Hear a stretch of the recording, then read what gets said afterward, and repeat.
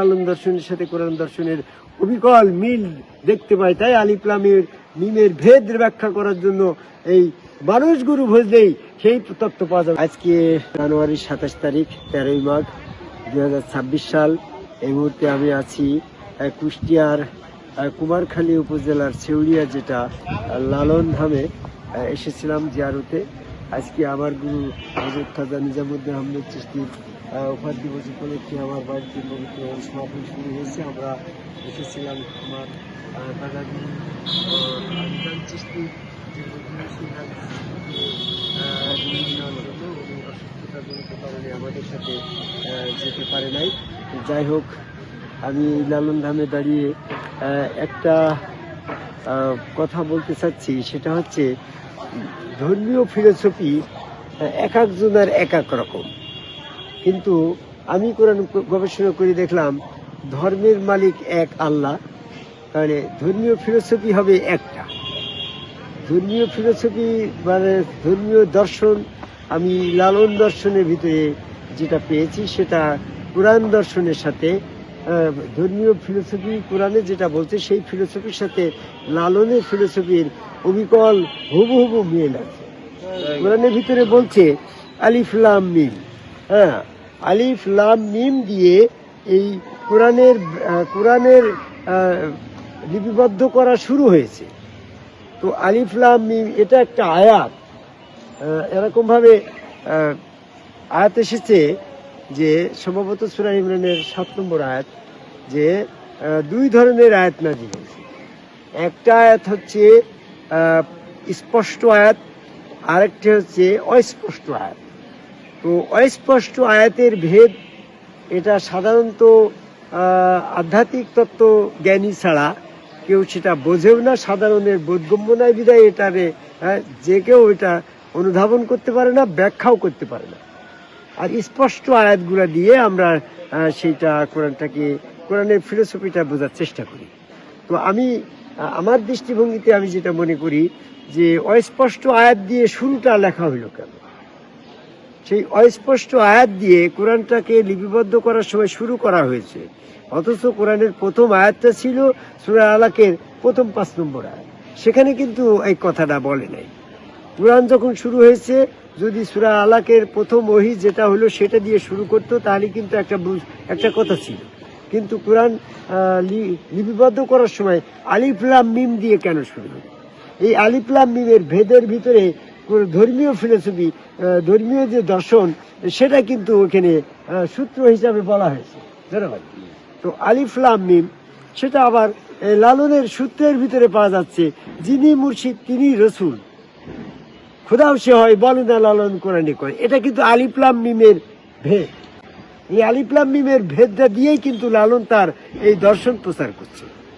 সেই আলিফ লাম মিমের প্রকৃত দর্শন, প্রকৃত শাব্দিক অর্থ যেটা আসছে আলিফে আল্লাহ, হ্যাঁ, লাম লা বা নাই, লা অর্থ নাই, মিম মোহাম্মদ। তাহলে আল্লাহ নাই, আছে মোহাম্মদ, আবার মোহাম্মদ নাই, আছে আল্লাহ। আল্লাহ মোহাম্মদের সাথে এমন ভাবে জড়িত হয়ে গেছে যে ভেদটা এই লালন তার গানের ভাষা বলে দিল, যিনি মুর্শিদ তিনি রসুল, জয় গুরু, খোদাও সে হয়। কারণ এই আলিফ লাম মিম যখন জড়িত হয়ে গেছে, আলিফের আমি যদি আল্লাহ খুঁজতে যাই তাহলে আল্লাহকে লা করে মোহাম্মদকে বর্ত করতে হবে, তাহলে তুমি মোহাম্মদ শুরুতে রসুল শুরুতে আল্লাহ হয়ে গেল। তাহলে যিনি মুর্শিদ তিনি রসুল হয়ে গেল, রসুল আবার আল্লাহ হয়ে গেল। আবার যদি লাম দিক থেকে যাই তাহলে লাম মিম মিম দিক থেকে যাই তাহলে মোহাম্মদ নাই, আল্লাহ, তাহলে মিমকে নফি করলে, হ্যাঁ, তাই লালন বলল, হ্যাঁ, মিম হরফকে নফি করে দেখ না খোদা কারে কয়। অর্থাৎ মিমকে না করো তাহলে পারে আল্লাহ বর্ত হবে। তাই সূরা নেসার 150 নম্বর আয়াতে যে উরিদু ফাররিকুন বাইনাল্লাহ রাসূলি, যারা রসুল থেকে আল্লাহকে সেপারেট করলো ওরা কাফের হয়ে যায়। অর্থাৎ লাম এবং মিমকে সেপারেট করলে কাফের, আর এই লাম এবং মিমকে দুই জায়গায় রাখলে শিরক, মুশরিক। আবার লাম এবং মিমকে একত্রিত ভাবে মিশিয়ে একাকার করে একজনকে লা করে দিলে আরেকজনের পরিচয় পাওয়া যায়।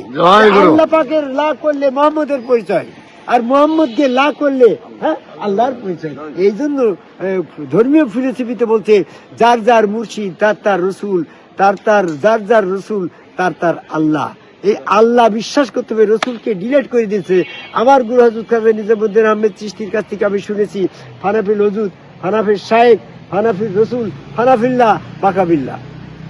এই ফানাফিল ওজুদ মানে নিজের ইচ্ছা শক্তিকে ফানা করে দাও, তারপরে তুমি ফানাফিল শায়েখ, শায়েকের কাছে যখন যাবো শায়েককে ফানা করে দাও, শায়েককে ফানা করে দিলে রসুল তত্ত্ব যাবে, রসুলকেও ফানা করে দাও, তাহলে তুমি আল্লাহ তত্ত্ব পাবে। তাহলে যার যার গুরু তার তার রসুল, এই গুরুকে ফানা করে রসুল তত্ত্বে গেলে, রসুলকে ফানা করে আল্লাহ পাওয়া যাবে। এই জন্য যে আমি বলি যে ধর্মীয় ফিলোসফি হবে একটা, সেটা কোরআনের ফিলোসফি।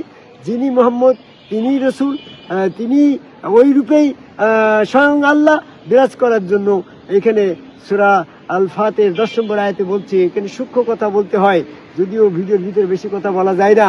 মুহাম্মদ সাল্লাল্লাহু আলাইহি ওয়াসাল্লাম কখনো নিজেকে বলে নাই যে আমার হাত আল্লাহর হাত গো, আমার হাত ধরো মানে আল্লাহ ধরো, এমনটা কিন্তু তিনি বলে নাই। অথচ আল্লাহ রাব্বুল আলামিন মুহাম্মদ সাল্লাল্লাহু আলাইহি ওয়াসাল্লামকে জানিয়ে দিচ্ছে যে ইউ বায়ুনাকা ইন্নামা বায়ুনাল্লাহ, তোমার কাছে যারা বায়াত গ্রহণ করে তারা তো আল্লাহর কাছে বায়াত গ্রহণ করে।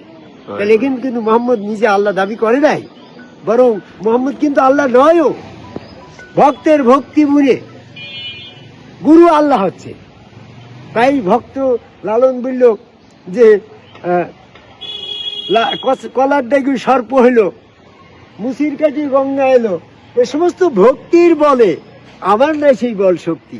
অর্থাৎ গুরু বলছে যে হাগো এটা তো কলার ডাইগ গো, তো ভক্ত পিছন না, কলার ডাইগ দেখে গুরু বলছে এটা সাপ গো, ভক্ত পিছন থেকে গুরুর কথাই বিশ্বাস করে বলে হ্যাঁ হ্যাঁ বাবা এটা সাপই তো, তখন কলার ডাইগ সাপ হয়ে গেল। এই জন্য বলছে এই সাপ হওয়ার কেরামতিটা হচ্ছে গুরুর কেরামতি নয়, এটা হচ্ছে ভক্তের কেরামতি। তাই গুরু তখন আল্লাহ হয়, এটা ভক্তের বিশ্বাস ভক্তি গুণে গুরু আল্লাহ হয়ে যায়। গুরু কিন্তু আল্লাহ নয়, ভক্তের বিশ্বাসের কারণে গুরু আল্লাহ হয়। তাই যার যার গুরু তার তার রসুল, রসুল সুরতে যারা আল্লাহ বিশ্বাস করে সেটা ভক্তি করেছেন, এটাই ধর্মীয় ফিলোসফি, কোরআনের বিষয়ে ফিলোসফি। আমি আজ যে কোরআন গবেষণা করে যেটা পেলাম, লালন দর্শনের সাথে কোরআন দর্শনের অবিকল মিল দেখতে পাই। তাই আলিফ লাম মিমের ভেদ ব্যাখ্যা করার জন্য এই মানুষ গুরু বুঝলেই সেই তত্ত্ব পাওয়া যাবে। জয় গুরু। জয় গুরু।